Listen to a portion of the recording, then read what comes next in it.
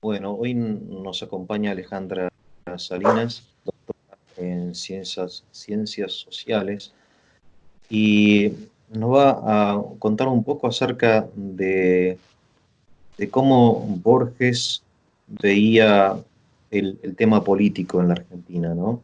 O en general, empezando por esta cosa tan tan universal que es la frontera, ¿no? El concepto de frontera, desde lo filosófico, lo literario. Contame un poco, ¿por qué escribiste sobre la frontera en Borges? ¿Qué es lo que, por qué Borges, mejor dicho, escribió sobre la frontera, o las fronteras? Son más de una, ¿no? Bueno, antes que nada, gracias por la invitación.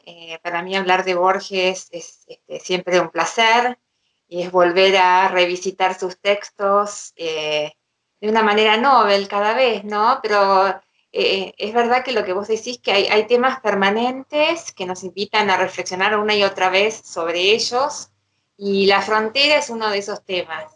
Borges, por supuesto, no es el único escritor que está interesado en esos temas. La frontera es un tropos, como dice la gente de literatura, que anima mucho la imaginación literaria y también la imaginación política. Y ahí en la confluencia de lo literario y lo político es donde a mí me gusta detenerme, donde a mí me gusta leer a Borges en esa confluencia y entonces un poco la pregunta que yo me hago sobre este tema es: ¿qué es lo que encuentra Borges en la frontera como atractivo, como inspirador de literatura y como inspirador de ideas, instituciones y análisis político, ¿no? Y entonces me parece que hay varios sentidos en que puede leerse la frontera en los textos de Borges. En un primer sentido, la frontera es ese espacio donde se encuentran dos culturas distintas, ¿no?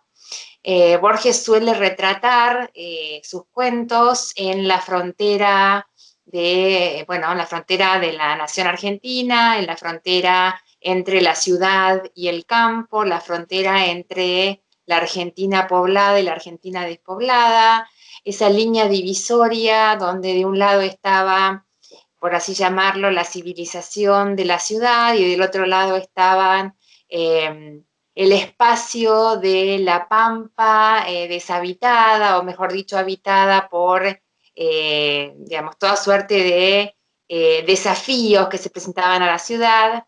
Uno de esos desafíos, como ya lo sabemos, a partir de numerosas piezas artísticas, era el desafío de la relación entre las poblaciones originarias y los colonizadores o los habitantes urbanos que llegaban a esas tierras, ¿no? Entonces lo que hace Borges es retratar sus cuentos en el marco de esa frontera. Y lo curioso en Borges es que de alguna manera sus cuentos empiezan narrando una situación fronteriza, como puede ser la que encontramos en biografía de Tadeo Cruz o en Historia del guerrero y la cautiva. Es una situación fronteriza que empieza transcurriendo en un cierto sentido y termina en un sentido totalmente opuesto. Entonces, en el caso, por ejemplo, del soldado Cruz, él llega a la frontera como un soldado y el cuento termina como un desertor, ¿no? Lo mismo se da en el caso del guerrero lombardo que llega hasta las puertas de Roma para atacarla y luego se pasa a las filas de la causa romana porque admira el esplendor de su cultura, ¿no? Y un caso asociado también es el caso de la cautiva, en la casa de la cautiva, que, digamos, empieza como alguien que es secuestrada o llevada a Pampa adentro contra su voluntad y termina siendo alguien que abraza voluntariamente la causa de la vida que transcurre fuera de la ciudad. Entonces, lo que yo hago en los digamos, artículos donde exploro este tema es preguntarme por qué este reverso, como diría Beatriz Arlo, este reverso del argumento narrativo en las historias de Borges, ¿no? Que por qué tenemos estos personajes que comienzan perfilándose de cierta manera y terminan perfilándose de otra, ¿no? Y lo que, digamos, a mi entender sucede con Borges es que él nos está transmitiendo esta idea, si se quiere, más filosófica, de que es posible encontrar la felicidad o el sentido de la vida o la vocación en lugares que a primera vista nos parecen, digamos, más alejados o más reacios o más o poco atractivos, ¿no? Entonces, esta idea de abrir las puertas a la imaginación y a la vida para encontrarnos con resoluciones agradables, me parece que es una lectura muy atractiva en Borges, ¿no? Es una lectura que además, de alguna manera podemos llamar esperanzadora, ¿no? De que no estamos atrapados en ese corset de quiénes somos y a dónde vivimos, sino que siempre podemos cruzar la frontera y convertirnos en algo más, en algo que nos Bien. convoca, en algo que nos cambia y en algo que nos planifica, ¿no? Y esa es mi lectura, por supuesto, del Sí, tema, sí. y hay muchas Te voy a otras, hacer ¿no? unas preguntas, Alejandra. Yendo en concreto a la biografía de Isidoro Cruz, él es un personaje que Borges saca, entiendo, le roba al Martín Fierro, entiendo, a José Hernández, ¿no? Es decir, hace una biografía de un personaje que aparece en el Martín Fierro y que Claro. José Hernández cuenta como este soldado, creo que era sargento en al ver Sí. la valentía de Fierro, en lugar de atacarlo, de luchar contra Fierro, se pone del lado de Fierro. Es ese nuestro Isidoro Cruz, ¿verdad? Ajá, Ese es. exactamente. Claro, este recurso literario que utiliza Borges, de agarrar un personaje de un autor y darle vida propia, es muy interesante también como recurso literario, porque nadie se está esperando, digamos, que este personaje tenga su propia vida, sino que es parte del Martín Fierro, y resulta que tiene su propia biografía. Es muy Así es. interesante eso, me parece, ¿no? Así es. Es un recurso interesante y es un recurso habitual por parte Claro. de Borges que se puede explicar a partir de la teoría más amplia de lo que para él es la creatividad Ajá. literaria, ¿no? Una creatividad que se inserta en una tradición de textos literarios, en nuestro Claro. caso, el Martín Fierro, una tradición con la cual, según Borges, todos los escritores dialogan y Ahí está. dialogan con la más absoluta libertad de poder, como decís vos, inspirarse, yo no diría robar, porque para Borges ningún autor es dueño de los personajes o de los textos, pero uno se Bueno, inspira, bueno, uno se inspira en los personajes creados por otros autores y a partir de esa creación recrea y claro, vuelve a claro. recrear, digamos, otra ficción, otra pieza literaria, en el sentido que cada uno le quiere dar, ¿no? Entonces, en ese sentido, hay muchísima libertad, pero por la misma razón, para Borges también hay bastante poca originalidad, ¿no? O Ah, sea, el hecho de que tengamos que depender o que los artistas tengan que depender de esa tradición literaria sí, para inspirarse, ¿no? Los grandes textos canónicos literarios para inspirar su eso obra, sí, indirectamente habla sobre la escasa capacidad literaria, perdón, de originalidad literaria que Borges encuentra, que es un hecho, ¿no? Es un hecho que pertenece a la naturaleza humana, ¿no? Y eso también ujú, me parece interesante de analizar porque lejos de lamentarse acerca de esa escasa creatividad, Borges te diría que va más allá y hasta la celebra, ¿no? Dice, se bueno, libra, ¿por qué exactamente. lamentarnos de esta situación? Esto es lo que hay, diríamos. Entonces, Claro, ¿por qué no escribir una y otra vez lo que ya se ha escrito y agregarle algunas palabras distintas, un final distinto, etcétera? Y eso claro, es exactamente lo que hace en Pierre Menard, ¿no? Como ya sabés, es un texto muy canónico, analizado por los estudiosos culturales y literarios. No es mi área, yo vengo de las ciencias sociales, pero esa es un poco la idea, ¿no? Traducido al mundo de lo social, te diría que esa lectura se puede interpretar de la siguiente manera. Nosotros como personas tenemos capacidades bastante limitadas en términos de originalidad, creatividad, etcétera, pero eso no quita que podamos aportar nuestro granito de arena, ¿no? Tanto si lo miras desde el lado del autor, que es el caso de Borges, como si lo miras desde el lado del lector. Entonces, como lectores, también tenemos la puerta abierta para interpretar, recrear y, digamos, reescribir, ¿por qué no?, los textos que leemos.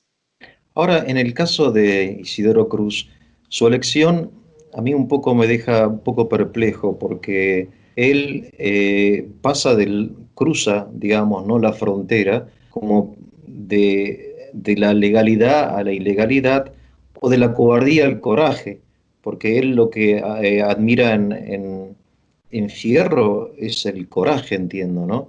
Ese coraje que parecería que es como una virtud que lo justifica todo. Un poco vos hablás de la religión del coraje, o Borges, de que parecería que para el gaucho, el argentino, no hay nada más importante que el coraje. Donde hay coraje, ahí está el hombre virtuoso. Entonces pasa digamos, de ser un sargento, digamos, de representar el orden y la ley, al bando del delincuente, pero que merece ser defendido porque tiene coraje. Es interesante eso y me parece que es peligroso también en cierto sentido, ¿no? A ver. Sin duda. Yo escribí sobre esto también, el tema del coraje. El tema del coraje es un tema que anima los textos de Borges en la década del 40, en la década del 30. Yo lo veo como un resabio de un tema que pertenece más al siglo XIX, ¿no? Es un siglo que a Borges le gustaba mucho, que lo inspiraba a escribir, ese siglo de la organización nacional, de las batallas por esa organización, de las Claro, su virtudes familia, vos militares. decías que su abuelo murió en la guerra, Claro, que él pertenecía a una familia de militares, entiendo, ¿no? claro, claro, pero digamos, más allá, incluso Sí, más allá de su familia, lo que a él le sí, admira en ese siglo y admira en las primeras décadas del siglo XX sí, es lo que él llama el coraje al servicio de la causa pura, ¿no? O sea, el sí, coraje usado para crear y organizar una república es un coraje bien usado, ¿no? bien, El coraje, incluso en el caso de Cruz y de Fierro, el coraje utilizado para, no para defender la delincuencia, sino para defender a una persona que había sido arbitrariamente enrolado por el Estado argentino bien. y compulsivamente enviado a luchar a una causa que él no eligió voluntariamente. Entonces, ese Sí, tipo de resistencia hoy se llamaría desobediencia civil, digamos, ¿no? sí, Es sí, decir, hasta qué sí, punto, sí. o sea, puede hacerse una lectura desde ese lado. De hecho, Borges en algunas Claro, piezas, prólogos San Martín Fierro, justamente menciona que la intención de José Hernández fue exactamente esa, ¿no? Es hacer una crítica a las prácticas arbitrarias del ejército argentino en esa época, ¿no? Entonces, el coraje al servicio de una causa pura para Borges representa un valor y eso trasluce en sus textos, ¿no? Ahora, décadas después de los convulsionados años 60 y 70, en el sí, mundo y en la Argentina, Borges renuncia un poco a la defensa del coraje porque observa que ya el coraje había empezado a ser utilizado no al servicio de wow, una causa pura, sino al servicio de causas revolucionarias que wow, atentaban contra ese orden que él defendía, ¿no? Entonces claro. ahí como que cambia la óptica y de hecho en el epílogo a las obras completas publicadas en el 74, explícitamente se arrepiente de haber admirado ese coraje, ¿no? Ah, mira, Así no que sabía el eso. coraje es un tema interesante para analizar porque su tratamiento del coraje acompaña los hechos históricos mundiales y en la Argentina, ¿no?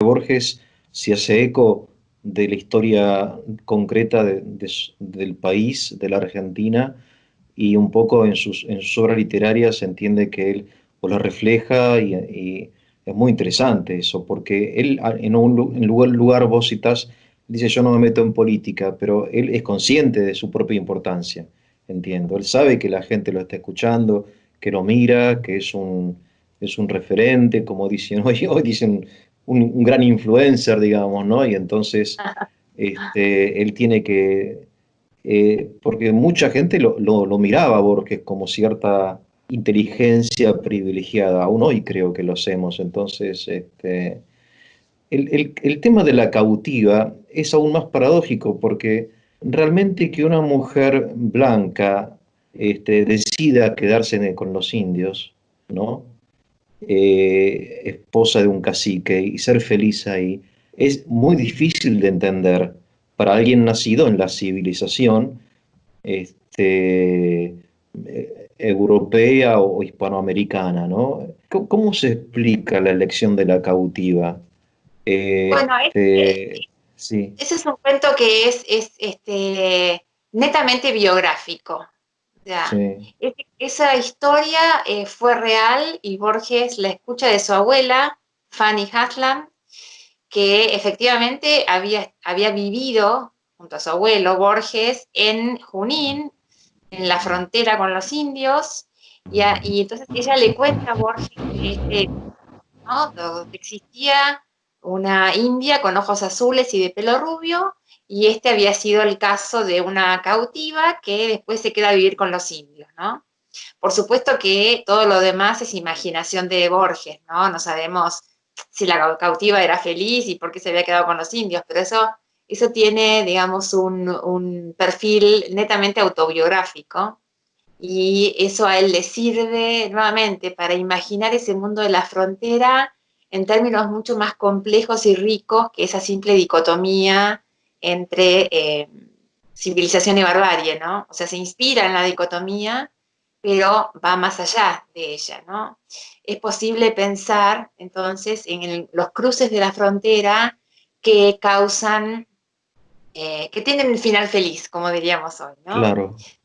Que tienen final feliz. Hay otros que tienen final infeliz, ¿no? No sé si menciono el cuento del Evangelio según San Marcos, ¿no? Ese es un cuento fronterizo, como yo lo llamo, donde de hecho tiene un final infeliz, ¿no? No, no lo Eh, mencionas. no lo menciono ahí, debe ser en No, algún otro escrito. Bueno, es un recordámelo, por libro para favor. leer y es muy interesante porque justamente es el encuentro de dos culturas y si se quiere podemos llamarlo como un mal encuentro de comunicación entre las dos culturas y termina con un final trágico. No lo voy a contar, así lo podés leer y, y los oyentes lo pueden leer también. Pero ese Se sería un llama, caso volveme, donde ¿cómo se llama el cuento? el ¿Cómo se Evangelio llama? según, el Evangelio según San Marcos. El Evangelio según San Marcos. Bien. Y finalmente, el cuento que vos traes a colación en esta primera parte de tu artículo interesantísimo es Sur, que también es bastante difícil de entender, porque un hombre cruza la frontera, digamos, del bienestar, de su cultura civilizada, burguesa o no sé cómo llamarla, habiendo estado enfermo, ¿no? Eso es muy importante, creo que lo destaca Borges. Estuvo hospitalizado y después va y de repente se encuentra en una pulpería, en un duelo con un cuchillero, pero lo raro es que él acepta el duelo. que lo que uno piensa es que, bueno, no tiene que aceptar, porque él ni nació cuchillero, ni se crió como tal, ni tiene sentido perder la vida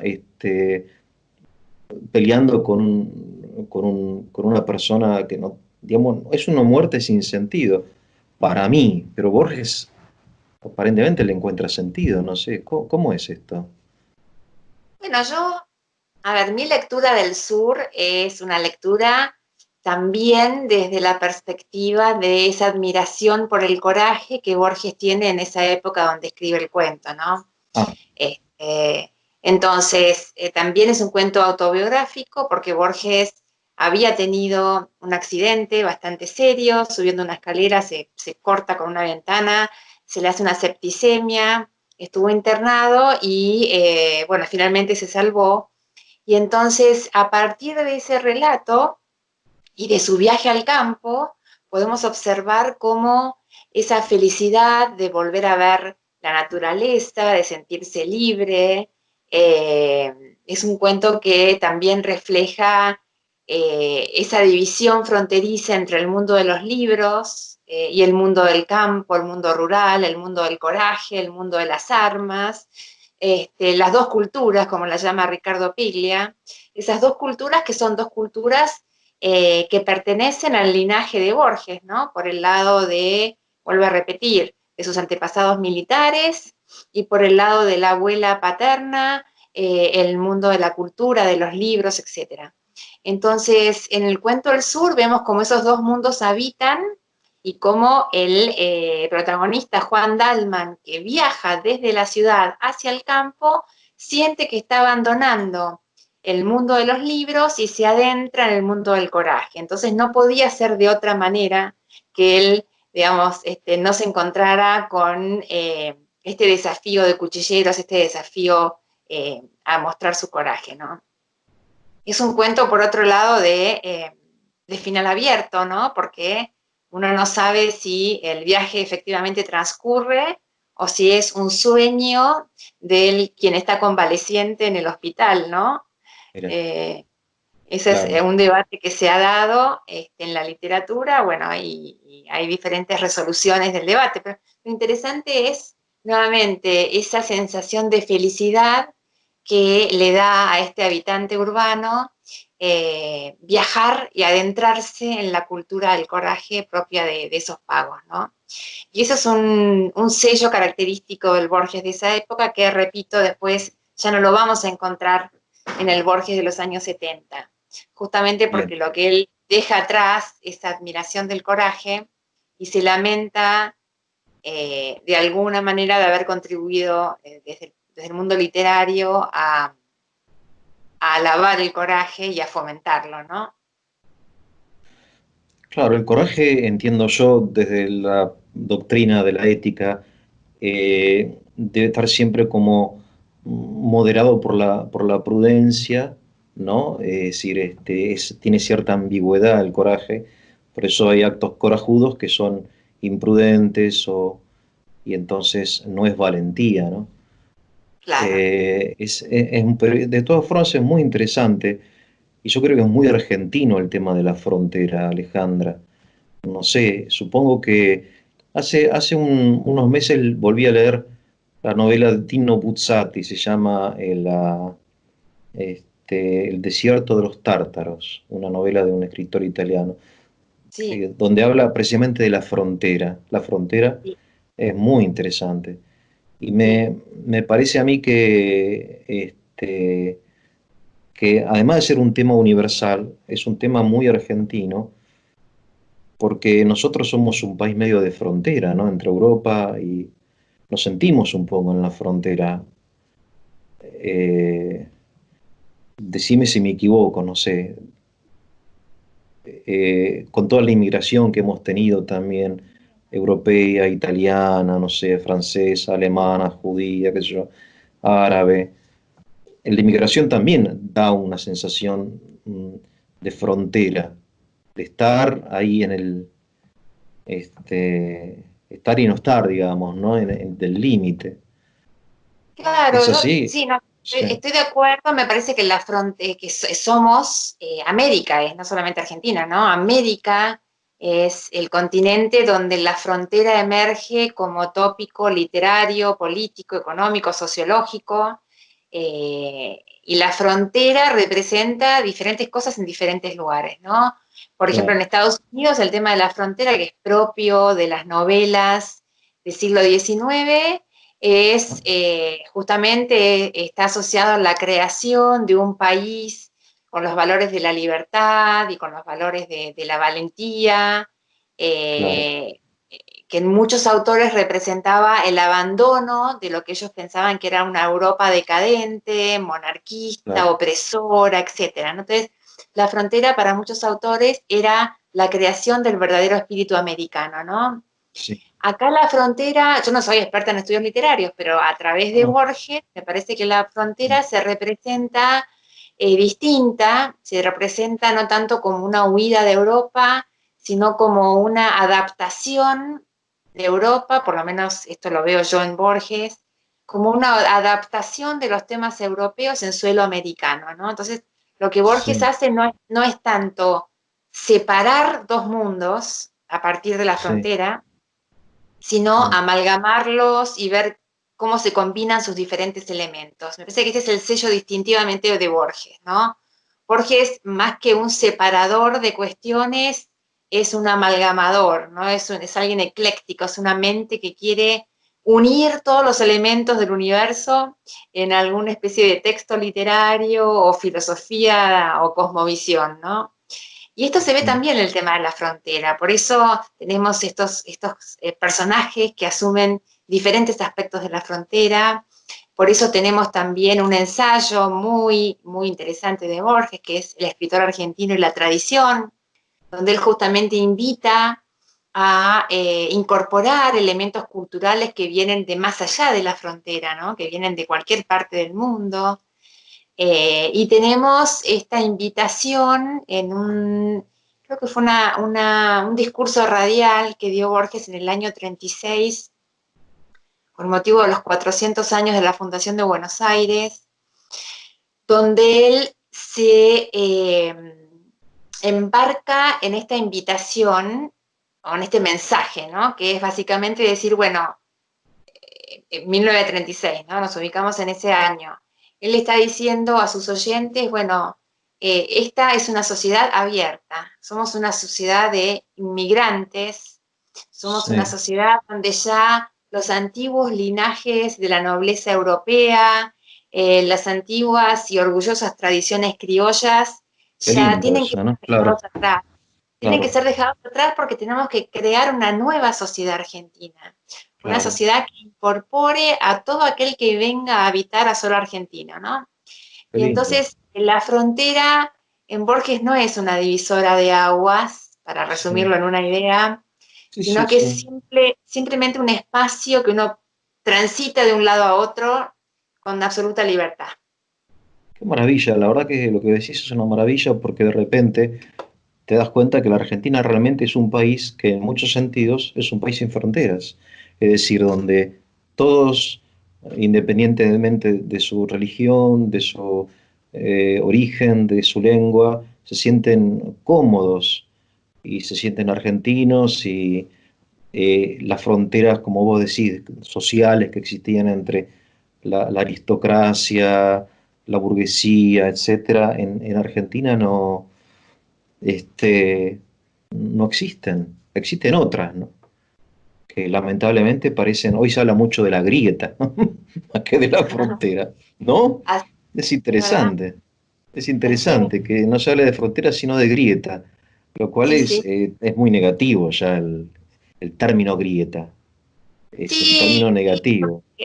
sí, porque siempre transmite esa idea de la incomunicabilidad, ¿no? Claro, Ese exactamente. espacio que no se puede zanjar, ¿no? Claro. Es lo En mismo cambio la que frontera, la idea del muro, ¿no? Los muros, claro, grietas, son todas posibilidades de obstáculos en las claro, posibilidades de la comunicación humana, ¿no? sí, Por eso sí, la frontera la frontera es un término más ambiguo, puede ser visto de las dos Bien, maneras. Puede ser una frontera intransitable, incruzable, claro, como es ahora el claro. caso en esta lamentable situación de la pandemia mundial, donde las fronteras ahora se han vuelto muros. Sí, sí, Pero bueno, sí, antes de la pandemia la frontera ya no era un muro, ¿no? O sea, la exactamente. globalización es justamente el quiebre de la frontera como muro y la instauración de los puentes entre las sociedades más abiertas, ¿no? Exactamente, Eh, es muy lindo. El término frontera, como decís, es ambiguo, medio separa y une. Y a su vez, en los casos de estos personajes de Borges, el personaje cruza la frontera. Es decir, su decisión personal en búsqueda de ser uno mismo, ¿no? Creo que vos insistís en esto de que hay como una vocación de las personas. Hay personas que no están cómodas en la ciudad. Creo que Cruz no se sentía cómodo en la ciudad, se sentía cómodo en exactamente, el campo. Entonces tiene que exactamente, vivir en el campo, ¿no? ¿Qué sé totalmente. yo? Otro cuento muy parecido, con esta temática parecida, es El etnógrafo. Es un cuento más Ajá, tardío de Borges ajá, y habla de lo mismo, ¿no? claro. Entonces, es interesante cómo a lo largo del tiempo él va cambiando su enfoque, pero manteniendo esta línea argumental básica que es la frontera como un espacio de encuentro o de transformación De en términos de transformación. identidad personal, pero también en términos de identidad como comunidad, ¿no? Bueno, Alejandra, muchísimas gracias por esta entrevista. No, por Te mando un favor, gracias abrazo. a vos Hasta por la la invitación. próxima. Bueno, Gracias. hasta luego. Chao.